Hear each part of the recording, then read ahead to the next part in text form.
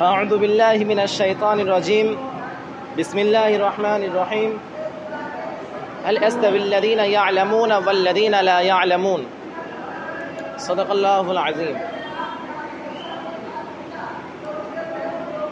সমস্ত প্রশংসা, সমস্ত গুণগান, সমস্ত গুণকীর্তন, সমস্ত উপাসনা, সমস্ত আরাধনা সেই রব্বে জাতের প্রতি, যিনি আমাদেরকে অতি ভালোবেসে এই ইলম শেখার জন্য এই মাদ্রাসায় আসার তৌফিক দান করেছেন।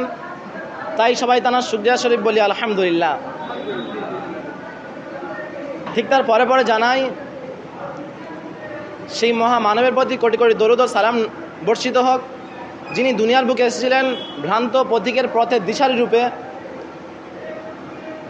তাই সবাই তার জন্য সবাই বলি সাল্লাল্লাহু আলাইহি ওয়াসাল্লাম। আমি আজ আপনাদের সামনে দণ্ডায়মান হয়েছি ইলম কি ফজিলত সম্পর্কে কিছু বলার জন্য। ভাই সাথী, ইলম দু ধরনের হয়, একটা হচ্ছে ইলমে দুনিয়াবি, একটা হচ্ছে ইলমে উখরাবি। ইলমে দুনিয়াবি যার সম্মান শুধু দুনিয়াতে আছে, আখিরাতে তার কোনো দাম নেই। আল্লাহ তাআলা যে আয়াতের মধ্যে যেখানে বর্ণনা করেছেন যে হাল ইয়াস্তাবিল্লাযীনা ইয়ালামুনা ওয়াল্লাযীনা ইয়ালামুন, যেখানে আলিমের ফজিলত বর্ণনা করা হয়েছে, এখানে ওই দুনিয়াবি ইলমের কথা বলা হয়নি, এখানে আখিরাতের ইলমের কথা বলা হয়েছে। আর যেটা আখিরাতের ইলম, তো ওই যেই জিনিসটা আমরা এখানে শিখতে এসেছি ওটাই আখিরাতের ইলম। ইয়ানি কে কেমনভাবে ইলম দুনিয়াতে জান্নাত পাওয়া যাবে, কেমনভাবে জাহান্নাম থেকে বাঁচা যাবে, কেমনভাবে মানুষের ভালো শিক্ষা দেওয়া যাবে, কোন পথে নবী করিম সাল্লাল্লাহু আলাইহি ওয়াসাল্লাম চলেছেন, সেই পথে চলার নাম কে है উখরাবি ইলম। মুফাসসিরিনগণ এই আয়াতের তাফসীর দিয়ে বলেছেন, এখানে ইলমদের হাল ইয়াস্তাবিল্লাযীনা ইয়ালামুন, কে তোমাদের মধ্যে যে ব্যক্তি ইলম শেখে এবং যে ব্যক্তি ইলম শেখে না, দুজনে কখনো বরাবর হতে পারে না। তো এখানে যে ইলম শিখেছে, শুধু ইলম শিখলে হবে না, মুফাসসিরিনগণ তাফসীর করতে বলেছেন যে ইলম শেখার সাথে সাথে তার সাথে আমলও করতে হবে। যতক্ষণ না আমল করবে ততক্ষণ না ইলম এর মধ্যে অংশগ্রহণ করতে পারবে না, আয়াতের মধ্যে তার নিজের নাম লেখাতে পারবে না, যতক্ষণ না সে নিজের ইলমের সাথে সাথে তার আমলও করবে। অর্থাৎ এর মধ্যে এটাই বুঝতে পারছি আমরা, ইলমের সাথে সাথে আমল করা জরুরি। আমরা প্রচুর পরিমাণে ইলম অর্জন করে নিয়েছি আর নিজে আমল করছি না, তো এর কোনো দাম নেই। আমরা এই আয়াতে অংশগ্রহণ হতে পারবো না। আমরা তো বলা হয়েছে এই ইলম শেখাটা ওই জাহেলের মধ্যে গণ্য হয়ে যাবে।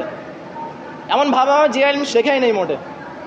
যদি ইলম শিখতো তাহলে আমল করতো, কারণ ইলম শেখার মধ্যে প্রথম ধাপ কি, কে ইলম শেখো এবং তারপর আমল করো। ঠিক তার পরে পরে আমরা এই মাদ্রাসায় এসেছি, আমরা ইলম শিখছি। আমাদের ইলম শেখাটা তখনই গণ্য হবে যখন এর সাথে সাথে আমরা আমল করব। আমরা শুধু শিখে যাচ্ছি, আমল যদি না করি তো আমাদের কোনো নামই হবে না যে আমরা ইলম শিখছি। আমল করা মানে কি, আমল করা মানে এই ইলম শিখবো এবং অন্যের কাছে পৌঁছাবো এবং তার সাথে সাথে ইলমের যেটা চাই আমাদের কাছে সেটা তার পরিপূর্ণ হক আদায় করব। কেননা ইলম তো ফেরাউনেরও ছিল, ইলম তো বড় বড় কাফেরদেরও ছিল, ইলম তো এখন বড় বড় যারা খ্রিস্টান আছে তাদেরও ইলম আছে। তারা ইলম কেন শিখছে?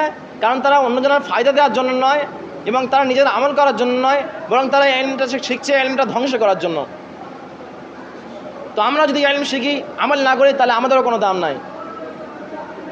তো আমরা এই মাদ্রাসায় পড়ছি এবং যেটা যেটা শিখছি তার উপর আমাদের আমল করা জরুরি। আমরা শিখছি নামাজ 5 ওয়াক্ত নামাজ পড়তে হবে জামাতের সাথে, কিন্তু আমরা জামাতের সাথে নামাজই পড়ছি না। আমরা শিখছি কে দিনে এত কোরআন পড়তে হবে, আমরা কোরআন পড়ছি না। তো এর ইলমের কোনো দাম নেই। একটা কবি বলেছেন কে শান্তি সিন্ধু নদের মাঝে রইয়া শান্তি পাইল না যে, জানিয়া লইবে মরিবার বহু পূর্বে মরিয়া গিয়াছে সে। এই বলে আমার সংক্ষিপ্ত বক্তব্য শেষ করছি। ওয়া আখিরু দাওয়ানা আলহামদুলিল্লাহি রাব্বিল আলামিন।